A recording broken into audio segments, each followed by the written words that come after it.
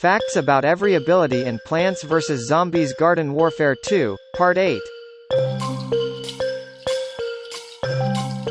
One interesting fact based on Sonic Grenade, is that did you know that it lasts longer on chompers?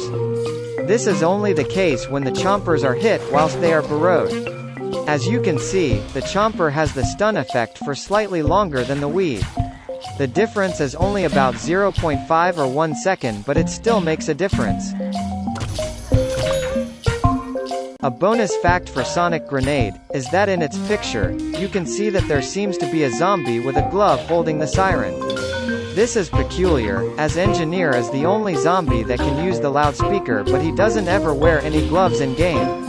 Despite this, if you look closely at his wrists, you can see that he has glove marks. This suggests that he was the one who was wearing the gloves, but later took them off. This explanation makes the most sense, as Engineer is a builder, so I think that before he was a zombie, he used to wear gloves at work, but removed them when he was turned into a zombie as he no longer needed them. A fascinating fact revolving around Proximity Sonic Grenade, is that you can actually stack them on top of each other. Performing this is pretty simple. All you have to do, is place a mine down and then stand on the top of it. After that, you have to place another mine down and repeat the process. This is also possible whilst using Potato Nugget Mine. I showed it in one of my recent videos, so go check them out if you haven't already. If a plant stumbles into the stacked mines, well, nothing much will happen, all of the mines will just go off. An extra fact involving the Proximity Sonic Mine ability, is that did you know that it can range from 2 different colors? These colors are blue and black. I'm not quite sure as to why PopCap thought that the ability needed 2 colors, but there's a fact for you guys.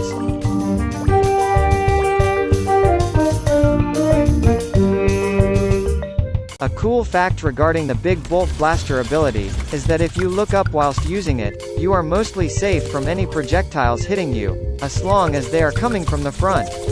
This is because the Big Bolt Blaster itself protects the Engineer from getting hit. However, you are not fully safe from being hit from the sides or with Shuck Shot, Chili Bean Bomb, and for some weird reason, Citron's primary weapon, although it does a minute damage, of only 1.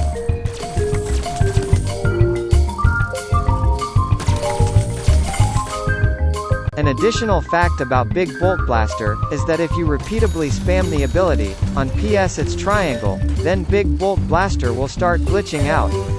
This probably happens, because it takes long for the ability's animation to finish, so you cancelling the ability before its animation even finishes, most likely is the reason as to why it glitches out.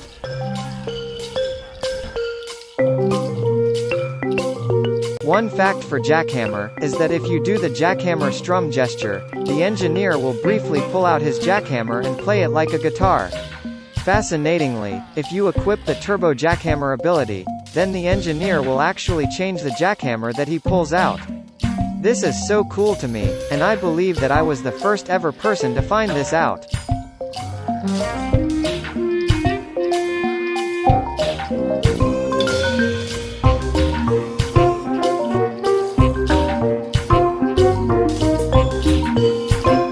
Another fact referring to the jackhammer ability, is that it is actually more useful than you might think.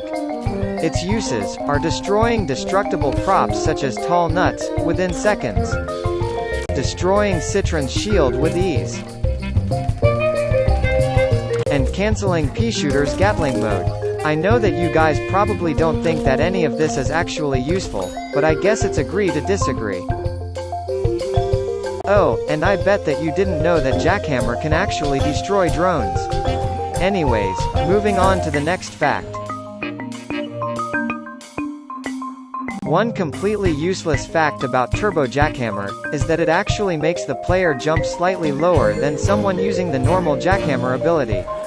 This is because Turbo Jackhammer has a jump multiplier of 1.3, whereas Jackhammer has a jump multiplier of 1.4. Not much of a difference, I know. A cool fact about Heal Beam of Science, is that it actually cancels your reload. Doing this is pretty simple. All that is needed to do is reload and keep using the heal beam of science before the reload finishes. This makes the scientist repeat the animation. When you perform this, it looks pretty goofy and funny. This also works when using any other scientist.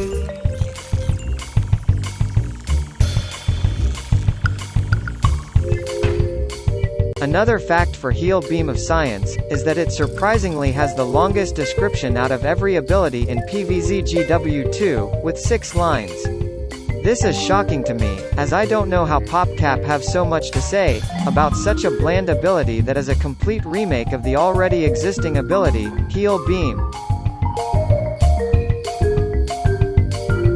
One fact about Zombie Heal Station is that despite its abilities picture showing that the heal station has a big plus on it, when using the ability in-game, you can clearly see that there isn't actually any plus on it at all. I'm not quite sure if PopCap did this to make the ability look better, or just forgot to put the plus on it. This is also the same for Armored Heal Station. An extra fact referencing to the Zombie Heal Station is that did you know that you can use it to glitch through a certain wall? This is in Imp's Quest place, and all you have to do is place the heal station as close to you as you can, and then you have to warp through the wall. This is a pretty cool glitch, but enough of that, onto the next fact.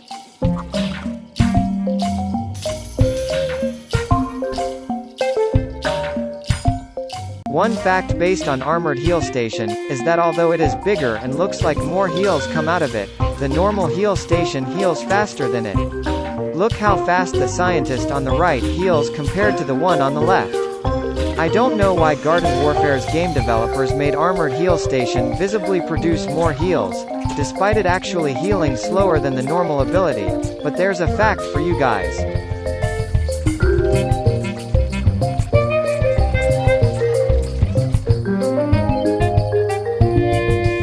Whenever Scientist uses his warp ability, you can see that he briefly pulls out a device with 2 buttons.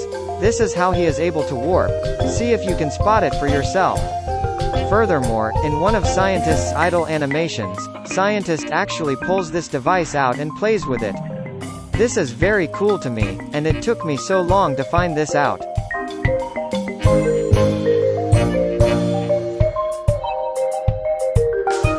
An additional fact involving the warp ability is that if you enter any cannon and use the warp, then this weird thing will happen. This probably happens because the game tries to warp you somewhere but you're in a cannon, so therefore it glitches out.